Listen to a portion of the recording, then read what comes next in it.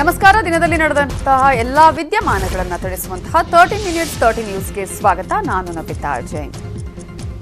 ಸಿಎಂಗಳ ಜೊತೆಗೆ ಇವತ್ತು ಪ್ರಧಾನಿ ನರೇಂದ್ರ ಮೋದಿಯವರ ವಿಡಿಯೋ ಕಾನ್ಫರೆನ್ಸ್ ಇತ್ತು. ಹಾಗಾದ್ರೆ ಪ್ರಧಾನಿ ಕೊಟ್ಟ ಸಲಹೆ ಸೂಚನೆಗಳು ಏನೇನು, ಕರ್ನಾಟಕ ಸಿಎಂ ತೆಗೆದುಕೊಂಡ ನಿರ್ಧಾರ ಏನು, ಲಾಕ್ಡೌನ್ ಇರುತ್ತಾ ಇರಲ್ವಾ ಅನ್ನೋದರ ಜೊತೆಗೆ ಸಿಡಿ ಪ್ರಕರಣಕ್ಕೆ ಸಂಬಂಧಪಟ್ಟಂತೆ ಯಾವೆಲ್ಲ ಬೆಳವಣಿಗೆಗಳು ಇವತ್ತು ನಡೆದಿದೆ, ಅದರ ಜೊತೆಗೆ ಸಾಕಷ್ಟು ಪ್ರಮುಖ ಸುದ್ದಿಗಳು ಕೂಡ ಇದೆ. ಒಂದೊಂದಾಗಿ ನೋಡ್ತಾ ಹೋಗೋಣ.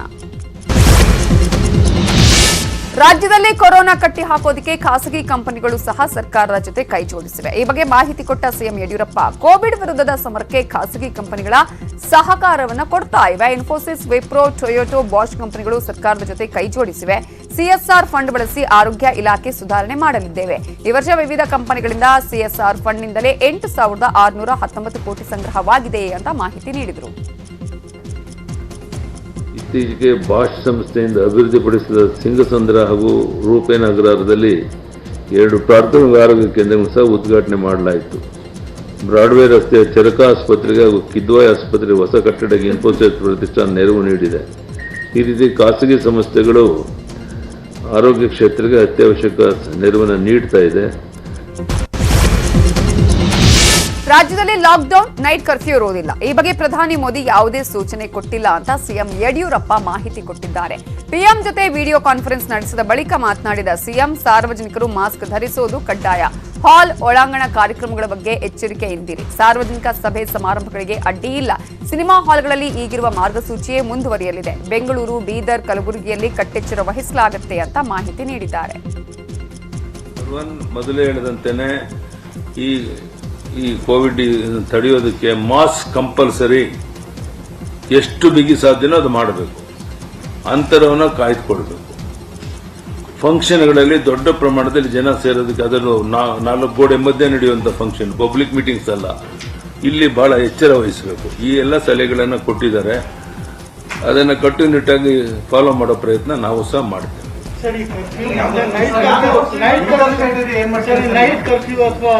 No, please tell me. I am telling you, no curfew, no night curfew or no night curfew. ಈಗೇನಿದೆ ಅದೇ ಸಿಚುಯೇಷನ್ ಮುಂದುವರಿಯುತ್ತೆ. ಜನ ಪ್ಯಾನಿಕ್ ಆಗುವಂತ ಅಗತ್ಯ ಇಲ್ಲ. ಅದರ ಅರ್ಥ ಖುಷಿ ಬಂದಂತೆ ಮಾಸ್ಕ್ ಹಾಕೊಳ್ಳದೇನೆ ಇದ್ರೆ ಅದನ್ನ ಬಿಗಿಯಾದ ಕ್ರಮವನ್ನು ಕೈಗೊಳ್ಳಬೇಕಾಗುತ್ತೆ. ಅದು ಅನಿವಾರ್ಯ ಕೆಲಸ. ದೇಶದಲ್ಲಿ ದಿನೇ ದಿನೇ ಕೊರೋನಾ ಸೋಂಕಿನ ಸಂಖ್ಯೆ ಹೆಚ್ಚಾಗ್ತಾ ಇರುವ ಹಿನ್ನೆಲೆ ಪ್ರಧಾನಿ ನರೇಂದ್ರ ಮೋದಿ ಎಲ್ಲಾ ಸಿಎಂಗಳ ಜೊತೆಗೂ ಇವತ್ತು ವಿಡಿಯೋ ಕಾನ್ಫರೆನ್ಸ್ ಸಭೆ ಮಾಡಿದ್ರು. ಈ ವೇಳೆ ವ್ಯಾಕ್ಸಿನ್ ಪೂರೈಕೆ ಹೆಚ್ಚಿಸಲು ಮನವಿ ಮಾಡಲಾಗಿದ್ದು 45 ವರ್ಷದ ಮೇಲಿನ ಎಲ್ಲರಿಗೂ ವ್ಯಾಕ್ಸಿನ್ ಕೊಡಿ ಅಂತ ಪ್ರಸ್ತಾಪ ಇಟ್ಟಿದ್ದಾರೆ. ಈ ವೇಳೆ ಸಿಎಂಗಳಿಗೆ ಮೋದಿ ಹಲವು ಸಲಹೆ ಸೂಚನೆಗಳನ್ನ ನೀಡಿದ್ದು, ಕೊರೋನಾ ಬಗ್ಗೆ ಜನರಲ್ಲಿ ಮತ್ತಷ್ಟು ಅರಿವನ್ನ ಮೂಡಿಸಬೇಕು, ಕೊರೋನಾ ಹೆಚ್ಚಿರುವ ಕಡೆ ವಿಶೇಷ ಗಮನ ಹರಿಸಬೇಕು, ಟೆಸ್ಟ್, ಟ್ರ್ಯಾಕ್, ಟ್ರೇಸ್ ಹೆಚ್ಚಿಸಲು ಕರೆ ಕೊಟ್ಟಿರುವ ಮೋದಿ ಲಸಿಕೆ ಅಭಿಯಾನವನ್ನ ತೀವ್ರಗೊಳಿಸುವಂತೆ ಸೂಚನೆ ಕೊಟ್ಟಿದ್ದಾರೆ. ಕೊರೋನಾ 2ನೇ ಅಲೆ ಬಗ್ಗೆ ಕರ್ನಾಟಕದಲ್ಲಿ ಭಯ ಬೇಡ ಅಂತ ಕೇಂದ್ರ ಆರೋಗ್ಯ ಇಲಾಖೆ ಕಾರ್ಯದರ್ಶಿ ಹೇಳಿದ್ದಾರೆ. ಬೇರೆ ರಾಜ್ಯಗಳಿಗೆ ಹೋಲಿಸಿದ್ರೆ ಕರ್ನಾಟಕದಲ್ಲಿ ಕೊರೋನಾ ಪ್ರಕರಣಗಳು ಕಡಿಮೆ ಇದೆ. ಆರಂಭಿಕ ಹಂತದಲ್ಲೇ ಸೂಕ್ತ ಕ್ರಮ ಕೈಗೊಂಡ್ರೆ ಕೊರೋನಾ ಸೋಂಕು ನಿಯಂತ್ರಿಸಬಹುದು ಅಂತ ಆರೋಗ್ಯ ಇಲಾಖೆ ಕಾರ್ಯದರ್ಶಿ ಹೇಳಿದ್ದಾರೆ. कर्नाटक 1 मार्च को 443 केस आते थे, अब 751 केस आ रहे हैं. 1% से कम की पॉजिटिविटी थी 0.8%, लेकिन ये अब बढ़कर 1.3% हो गई है पॉजिटिविटी. देश की पॉजिटिविटी की तुलना में ये कम है, लेकिन जहां कहीं भी आपको कोई बीमारी बढ़ती हुई नजर आती है, अगर आप तत्काल उस पर रोक लगा लेंगे तो सबके लिए उसके परिणाम अच्छे होंगे. तो हमारा परामर्श कर्नाटक को यही है कि ये बिल्कुल शुरुआती दौर है, इसी समय इस पर काबू पाया जाना चाहिए. टेस्ट्स घट रहे हैं, उनको बढ़ाने की ज़रूरत है, लेकिन संतोष की बात यह है कि RT-PCR शेयर जो है वो 93% है. यानी कर्नाटक जो कुल टेस्ट करता है उसके 93% वो RT-PCR टेस्ट करते हैं. That is a good thing, but the absolute number of tests need to increase. ಬೆಂಗಳೂರಲ್ಲಿ ದಿನೇ ದಿನೇ ಕೊರೋನಾ ಸ್ಫೋಟವಾಗ್ತಿರೋ ಹಿನ್ನೆಲೆ ಕೋರಮಂಗಲದಲ್ಲಿ ಕೋವಿಡ್ ಕೇರ್ ಸೆಂಟರ್ ಓಪನ್ ಮಾಡಲಾಗಿದೆ. ಕಳೆದ ವರ್ಷ ನಿರ್ಮಾಣವಾಗಿದ್ದ ಕೋವಿಡ್ ಕೇರ್ ಸೆಂಟರ್ ಅನ್ನ ಮತ್ತೆ ಈಗ ತೆರೆಯಲಾಗಿದ್ದು 250 ಹಾಸಿಗೆಗಳ ಆರೈಕಾ ಕೇಂದ್ರವನ್ನು ಸಿದ್ಧಗೊಳಿಸಲಾಗಿದೆ. ಇಷ್ಟು ದಿನ ಸೋಂಕಿತರ ಸಂಖ್ಯೆ ಇಳಿಮುಖವಾಗಿದ್ದ ಕಾರಣ ಕೋವಿಡ್ ಕೇರ್ ಸೆಂಟರ್ ಅನ್ನ ಮುಚ್ಚಲಾಗಿತ್ತು. ವರ್ಷದಿಂದ ಕಾಡ್ತಾ ಇರುವ ಹೆಮ್ಮಾರಿ ಕೊರೋನಾದಿಂದಾಗಿ ಖಾಸಗಿ ಶಾಲೆಗಳಲ್ಲಿ ಮಕ್ಕಳೆಲ್ಲ ಆನ್ಲೈನ್ ಕ್ಲಾಸ್ ಅನ್ನೇ ಕೇಳುವಂತಾಗಿತ್ತು. ಈಗ ಎರಡನೇ ಅಲೆ ಎದ್ದಿರೋದ್ರಿಂದ ಪರೀಕ್ಷೆಯು ಆನ್ಲೈನ್ನಲ್ಲೇ ನಡೆಯುವ ಸಾಧ್ಯತೆ ಇದೆ. ಏಪ್ರಿಲ್ ಒಳಗೆ 1 ರಿಂದ 9ನೇ ತರಗತಿ ಪರೀಕ್ಷೆ ಮುಗಿಸೋದಕ್ಕೆ ಚಿಂತನೆ ನಡೆಸಲಾಗಿದ್ದು, ಬೆಂಗಳೂರಿನ ಪ್ರತಿಷ್ಠಿತ ಶಾಲೆಗಳಲ್ಲಿ ಪರೀಕ್ಷೆಯ ಮಾದರಿ ಬಗ್ಗೆ ಚರ್ಚೆ ನಡೆದಿದೆಯಂತೆ. ಆಫ್ಲೈನ್ನಲ್ಲಿ ಪರೀಕ್ಷೆ ನಡೆಸಲು ಖಾಸಗಿ ಶಾಲೆಗಳು ಇಂಗಿತ ವ್ಯಕ್ತಪಡಿಸುತ್ತಿದ್ರೆ, ಪೋಷಕರು ಮಾತ್ರ ಕೊರೋನಾ ಭಯದಿಂದಾಗಿ ಆನ್ಲೈನ್ನಲ್ಲೇ ಪರೀಕ್ಷೆ ನಡೆಸಿ ಅಂತ ಮನವಿ ಮಾಡ್ತಾ ಇದ್ದಾರಂತೆ. ಕೋರಿಕೆಯ ಮೇರೆಗೆ ಆಫ್ಲೈನ್ ಎಕ್ಸಾಮ್ಗಳನ್ನು ಮಾಡಬಾರದು ಅಂತ ನಾನು ಕೋರಿಕೊಳ್ಳುತ್ತೇನೆ. ಆದರೆ ಆಫ್ಲೈನ್ ಅಥವಾ ಆನ್ಲೈನ್ ಎಕ್ಸಾಮ್ಗಳನ್ನು ಒಂದು ಆಪ್ಷನ್ ಕೊಡ್ಬೋದು ಅಂತ ನಾನು ವಿನಂತಿಸಿಕೊಳ್ಳುತ್ತೇನೆ. ಈ ತಿಂಗಳು ಸ್ಟೂಡೆಂಟ್ಸ್ಗೆ ತುಂಬ ಇಂಪಾರ್ಟೆಂಟ್ ಮಂತ್ ಅಂದರೆ ಎಕ್ಸಾಮಿನೇಷನ್ ಮಂತ್. ಸೊ ಎಲ್ಲ ಎಕ್ಸಾಮ್ಸನ್ನು ಆಫ್ಲೈನ್ ಕಂಡಕ್ಟ್ ಮಾಡಿದ್ರೆ ಮಕ್ಕಳಿಗೆ ತುಂಬ ಕಷ್ಟ ಆಗುತ್ತೆ. ಅದರಿಂದ we request you to conduct all the exams online so that the safety of students is there. Covid ಎರಡನೇ ಅಲೆ ಭೀತಿ ಎಲ್ಲೆಡೆ ಆವರಿಸ್ತಾ ಇದ್ದಂತೆ ಹದ್ದಿನ ಕಣ್ಣಿಡಲಾಗಿದೆ. ಈಗಾಗಲೇ ಕೊರೋನಾ ಬಂದು ಹೋದವರು ಆಯುರ್ವೇದ ವೈದ್ಯರತ್ತ ಮುಖ ಮಾಡುತ್ತಿದ್ದು, ರೋಗ ನಿರೋಧಕ ಶಕ್ತಿಯನ್ನ ಹೆಚ್ಚಿಸಿಕೊಳ್ತಿದ್ದಾರಂತೆ. ಆರಂಭಿಕ ರೋಗ ಲಕ್ಷಣಗಳಿಗೂ ಚಿಕಿತ್ಸೆ ರೆಡಿ ಇಟ್ಕೊಂಡಿದ್ದಾರೆ. ಈ ಮೂಲಕ ಸೋಂಕಿಗೆ ತುತ್ತಾಗೋದನ್ನು ತಪ್ಪಿಸಲು ಈ ಮಾರ್ಗವನ್ನ ಹಿಡಿದಿದ್ದಾರೆ. ಕೊರೋನಾ ರೂಲ್ಸ್ನಿಂದ ತಪ್ಪಿಸಿಕೊಳ್ಳೋಕೆ ಕೇರಳದಿಂದ ಕರ್ನಾಟಕಕ್ಕೆ ಬರ್ತಿರೋದು ಅಡ್ಡದಾರಿ ಹಿಡಿದಿದ್ದಾರೆ. ಕೇರಳದಿಂದ ಕರ್ನಾಟಕಕ್ಕೆ ಬರಲು ಕೊರೋನಾ ನೆಗೆಟಿವ್ ರಿಪೋರ್ಟ್ ಕಡ್ಡಾಯ ಮಾಡಲಾಗಿದೆ. ಹೀಗಾಗಿ ನಕಲಿ ರಿಪೋರ್ಟ್ ಪಡ್ಕೊಂಡು ಕೊಡಗಿಗೆ ಎಂಟ್ರಿ ಕೊಡ್ತಿದ್ದಾರೆ. ಕೊಡಗಿನ ಮಾಕುಟ್ಟ ಚೆಕ್ ಪೋಸ್ಟ್ ಅಲ್ಲಿ ನಕಲಿ ರಿಪೋರ್ಟ್ ತಂದವರು ಲಾಕ್ ಆಗಿದ್ದು, ಕೊಡಗಿಗೆ ಎಂಟ್ರಿ ಕೊಡದೆ ವಾಪಸ್ ಕಳುಹಿಸಲಾಗಿದೆ. 7 ಜನರಿದ್ದ ಕುಟುಂಬವೊಂದು ನಕಲಿ ರಿಪೋರ್ಟ್ ತೋರಿಸಿ ಯಾಮಾರಿಸಲು ಹೋಗಿ ಆರೋಗ್ಯ ಸಿಬ್ಬಂದಿ ಕೈಯಲ್ಲಿ ತಗಲಾಕೊಂಡಿದೆ. ಸುಳ್ಳು ವರದಿ ಕೊಟ್ಟು ಬರುವವರ ವಿರುದ್ಧ ಕೇಸ್ ದಾಖಲಿಸಲು ಜಿಲ್ಲಾಧಿಕಾರಿ ಚಾರುಲತಾ ಸೋಮಲ್ ಸೂಚನೆ ಕೊಟ್ಟಿದ್ದಾರೆ.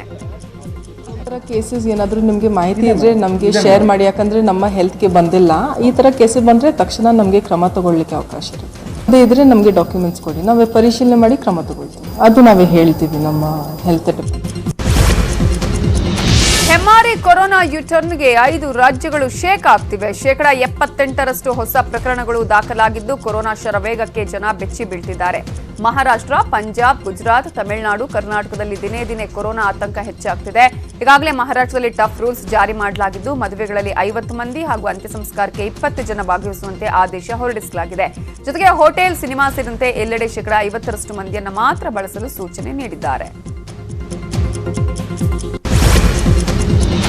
ಕರ್ನಾಟಕದಲ್ಲೂ ಕೊರೋನಾ ಕಾರ್ಮೋಡ ಕವಿದಿದೆ. ದಿನೇ ದಿನೇ ಹೆಮ್ಮಾರಿ ಅಬ್ಬರಿಸುತ್ತಿದ್ದು, ನಿನ್ನೆಯ ಕೊರೋನಾ ಸೋಂಕಿನ ಲೆಕ್ಕ ಬೆಚ್ಚಿ ಬೀಳಿಸುತ್ತಿದೆ. 3 ತಿಂಗಳಲ್ಲಿ ಮೊದಲ ಬಾರಿಗೆ 1000ಕ್ಕಿಂತ ಹೆಚ್ಚು ಸೋಂಕು ದೃಢಪಟ್ಟಿದ್ದು, ಕೊರೋನಾ ಕಬಂಧಬಾಹು ಎಲ್ಲೆಡೆ ಚಾಚಿಕೊಳ್ತಾ ಇದೆ. ಡಿಸೆಂಬರ್ 25ರ ನಂತರ ಇದೇ ಮೊದಲ ಬಾರಿಗೆ 1135 ಕೊರೋನಾ ಕೇಸ್ ದಾಖಲಾಗಿದೆ. ರಾಜ್ಯದಲ್ಲಿ ಕೊರೋನಾ ಕೇಸ್ ಹೆಚ್ಚಾಗ್ತಾ ಇದ್ದಂತೆ ಪ್ರತಿನಿತ್ಯ 1 ಲಕ್ಷ ಆರ್ಟಿಪಿಸಿಆರ್ ಟೆಸ್ಟ್ ನಡೆಸಲು ಆರೋಗ್ಯ ಇಲಾಖೆ ಸೂಚನೆ ಕೊಟ್ಟಿದೆ.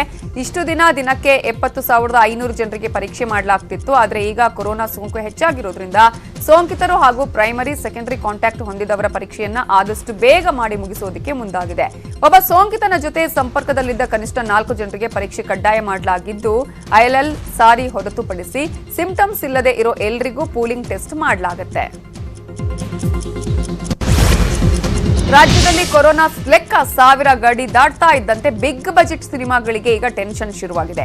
ಪೊಗಾರು ರಾಬರ್ಟ್ನಿಂದ ಈಗಷ್ಟೇ ಚೇತರಿಕೆ ಕಾಣ್ತಾ ಇರುವಂತಹ ಸ್ಯಾಂಡಲ್ವುಡ್ಗೆ ಮತ್ತೆ ಆತಂಕ ಎದುರಾಗಿದೆ. ಹೀಗೆ ಕೊರೋನಾ ಹೆಚ್ಚಾದಲ್ಲಿ ಚಿತ್ರಮಂದಿರಗಳಲ್ಲಿ 50% ಜನರಿಗೆ ಮಾತ್ರ ಅವಕಾಶ ಕೊಡುವ ಸಾಧ್ಯತೆ ಇದೆ. ಒಂದು ವೇಳೆ ಇದು ಜಾರಿಯಾದಲ್ಲಿ ಬಿಗ್ ಬಜೆಟ್ ಸಿನಿಮಾಗಳಿಗೆ ದೊಡ್ಡ ಹೊಡೆತ ಬೀಳಲಿದೆ. ಏಪ್ರಿಲ್ನಲ್ಲಿ ಯುವರತ್ನ, ಕೋಟಿಗೊಬ್ಬ 3 ರಿಲೀಸ್ ಆಗಲಿದ್ದು, ಜುಲೈನಲ್ಲಿ KGF 2 ರಿಲೀಸ್ಗೆ ಸಿದ್ಧತೆ ನಡೀತಾ ಇದೆ. ಮಾರ್ಚ್ 21ರಿಂದ 28ರವರೆಗೆ ಮೆಟ್ರೋ ಸೇವೆಯಲ್ಲಿ ಭಾರೀ ವ್ಯತ್ಯಯವಾಗಲಿದೆ. ಮೆಜೆಸ್ಟಿಕ್ನಿಂದ ನಾಯಂಡಹಳ್ಳಿ ಮೆಟ್ರೋ ನಿಲ್ದಾಣದವರೆಗಿನ ಸೇವೆ ಸ್ಥಗಿತಗೊಳ್ಳಲಿದ್ದು, 8 ದಿನಗಳ ಕಾಲ ಮೆಟ್ರೋ ಸೇವೆ ಇರೋದಿಲ್ಲ ಅಂತ ಮುನ್ಸೂಚನೆ ನೀಡಲಾಗಿದೆ. ಮಾರ್ಚ್ 29ರಿಂದ ಪೂರ್ಣ ಪ್ರಮಾಣದಲ್ಲಿ ಮತ್ತೆ ಮೆಟ್ರೋ ಸಂಚಾರ ಆರಂಭವಾಗಲಿದೆ.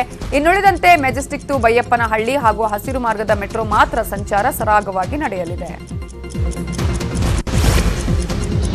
ಬೆಳಗಾವಿಯಲ್ಲಿ ಕನ್ನಡ ಶಾಲು, ಕನ್ನಡ ಬಾವುಟ ಹಾಕಿಕೊಳ್ಳಂಗಿಲ್ಲ ಅಂತ ಅಬ್ಬರಿಸಿದ ಎಂಇಎಸ್ ಪುಂಡರಿಗೆ ಪಾಠ ಕಲಿಸಲು ಕರವೇ ಮುಂದಾಗಿದೆ. ಈ ಬಗ್ಗೆ ಚಿತ್ರದುರ್ಗದಲ್ಲಿ ಮಾತನಾಡಿದ ಕರವೇ ರಾಜ್ಯಾಧ್ಯಕ್ಷ ಪ್ರವೀಣ್ ಶೆಟ್ಟಿ, ನಾಳೆ ಕಿತ್ತೂರು ರಾಣಿ ಚೆನ್ನಮ್ಮ ವೃತ್ತದಿಂದ ಮಹಾರಾಷ್ಟ್ರ ಗಡಿ ಪ್ರವೇಶ ಮಾಡೋದಾಗಿ ಅಬ್ಬರಿಸಿದ್ದಾರೆ. ನಾವು ನಾಳೆ ಮಹಾರಾಷ್ಟ್ರ ಗಡಿ ಪ್ರವೇಶ ಮಾಡ್ತೀವಿ, ಅದ್ಯಾರು ಬಂದು ಹೊಡಿತಾರೋ ನೋಡ್ತೇವೆ. ಮಹಾರಾಷ್ಟ್ರದಲ್ಲಿ ಕನ್ನಡಿಗರು ಭಯದಿಂದ ಬದುಕ್ತಿದ್ದಾರೆ. ನಾಳೆ ಮಹಾರಾಷ್ಟ್ರ ಗಡಿ ದಾಟಿ ಹೋರಾಟ ಮಾಡ್ತೇವೆ ಎಂದಿದ್ದಾರೆ. ಇದನ್ನ ತೀವ್ರವಾಗಿ ಖಂಡಿಸುವುದರ ಮುಖಾಂತರ ನಾಳೆ ಬೆಳಗಾವಿ ಕಿತ್ತೂರು ರಾಣಿ ಚೆನ್ನಮ್ಮನಿಂದ ಹೊರಟು ಮಹಾರಾಷ್ಟ್ರದ ಗಡಿಯನ್ನು ಉಲ್ಲಂಘನೆ ಮಾಡುವಂಥ ಕೆಲಸವನ್ನು ಕರ್ನಾಟಕ ರಕ್ಷಣಾ ವೇದಿಕೆಯನ್ನು ಮಾಡ್ತಾ ಇದ್ದೀವಿ.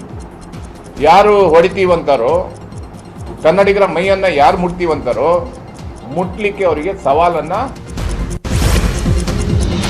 ಮಾಜಿ ಸಚಿವ ರಮೇಶ್ ಜಾರಕಿಹೊಳಿ ಸಿಡಿ ಕೇಸ್ ಹಿಂದೆ ಬಿದ್ದಿರೋ ಎಸ್ಐಟಿ ಟೀಮ್ ಮೂಲೆ ಮೂಲೆಯನ್ನ ಜಾಲಾಡ್ತಾ ಇದೆ. ಆದರೂ ಯುವತಿ ಹಾಗೂ ಇನ್ನಿಬ್ಬರು ಯುವಕರು ಪೊಲೀಸರ ಕೈಗೆ ಸಿಕ್ತಿಲ್ಲ. ಬಸ್ಸಲ್ಲೇ ಅತ್ತಿಂದಿತ್ತ ಓಡಾಟ ನಡೆಸ್ತಾ ಇರುವ ಬಗ್ಗೆ ಶಂಕೆ ವ್ಯಕ್ತವಾಗಿದ್ದು, ನಿನ್ನೆವರೆಗೂ ಆಗಾಗ ಫೋನ್ ಆನ್ ಮಾಡ್ತಿದ್ದ ಶಂಕಿತರು ಇವತ್ತು ಮೊಬೈಲ್ ಸಂಪೂರ್ಣವಾಗಿ ಸ್ವಿಚ್ ಆಫ್ ಮಾಡಿಕೊಂಡಿದ್ದಾರೆ. ಮೊನ್ನೆ ಯುವತಿಯ ಮೊಬೈಲ್ ಹೈದರಾಬಾದಲ್ಲಿ ಸ್ವಿಚ್ ಆಫ್ ಆಗಿತ್ತು. ಆಗ ಯುವತಿ ಜೊತೆ ಇಬ್ಬರು ಯುವಕರು ಸಹ ಇದ್ರು ಅನ್ನುವ ಅನುಮಾನ ಇತ್ತು. ಆದರೆ ಇದೀಗ ಮೂವರು ಒಂದೇ ಲೊಕೇಶನ್ನಲ್ಲಿರೋ ಅನುಮಾನವಿದೆ. ಹೊರ ರಾಜ್ಯಗಳಲ್ಲಿ ಪೊಲೀಸರು ಹುಡುಕಾಡ್ತಿದ್ದಾರೆ.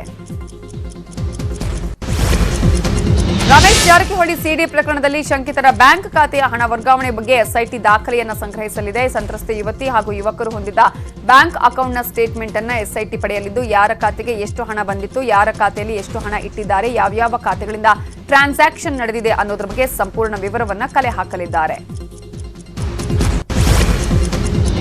ಈ ಪ್ರಕರಣದಲ್ಲಿ ಯುವತಿ ಪೋಷಕರಿಂದ ತಮ್ಮ ಮಗಳನ್ನ ಯಾರೋ ಕಿಡ್ನಾಪ್ ಮಾಡಿದ್ದಾರೆ ಅಂತ ಬೆಳಗಾವಿಯ ಎಪಿಎಂಸಿ ಪೊಲೀಸ್ ಠಾಣೆಯಲ್ಲಿ ಕೇಸ್ ದಾಖಲಿಸಿದ್ದಾರೆ. ಪ್ರಕರಣ ಸಂಬಂಧ ಎಸಿಪಿ ಸದಾಶಿವ್ ಕಟ್ಟಿಮನಿ ನೇತೃತ್ವದ ಟೀಮ್ ತನಿಖೆಗೆ ಇಳಿದಿದೆ. ಅತ್ತ ಯುವತಿ ಪೋಷಕರು ನಾಪತ್ತೆಯಾಗಿದ್ದಾರೆ. ದೂರು ಕೊಟ್ಟ ಬಳಿಕ ಅಜ್ಞಾತ ಸ್ಥಳಕ್ಕೆ ಯುವತಿ ಪೋಷಕರು ತೆರಳಿದ್ದಾರಂತೆ. ರಮೇಶ್ ಜಾರಕಿಹೊಳಿ ಸಿಡಿ ಕೇಸ್ ತನಿಖೆ ದಿನೇ ದಿನೇ ಕಗ್ಗಂಟಾಗ್ತಿದೆ. ಹೀಗಾಗಿ ಎಸ್ಐಟಿ ತಂಡಕ್ಕೆ ಮತ್ತಷ್ಟು ಪೊಲೀಸ್ ಇನ್ಸ್ಪೆಕ್ಟರ್ಗಳನ್ನು ಸೇರ್ಪಡೆ ಮಾಡಲಾಗಿದೆ. ಪ್ರಾಥಮಿಕ ತನಿಖೆಯಲ್ಲಿ ಸಾಕಷ್ಟು ವಿಚಾರಗಳು ಹೊರಬರುತ್ತಿವೆ. ಹೀಗಾಗಿ ಪ್ರಕರಣದ ಇಂಚಿಂಚು ಮಾಹಿತಿ ಕಲೆ ಹಾಕಲು ಸಿಸಿಬಿಯ ಕೆಲ ಇನ್ಸ್ಪೆಕ್ಟರ್ಗಳನ್ನು ಎಸ್ಐಟಿಗೆ ಸೇರ್ಪಡೆ ಮಾಡಲಾಗಿದೆ. ಈ ಮೂಲಕ ಸಿಡಿ ಪ್ರಕರಣದ ತನಿಖೆ ವೇಗ ಹೆಚ್ಚಿಸುವುದಕ್ಕೆ ಎಸ್ಐಟಿ ಮುಂದಾಗಿದೆ.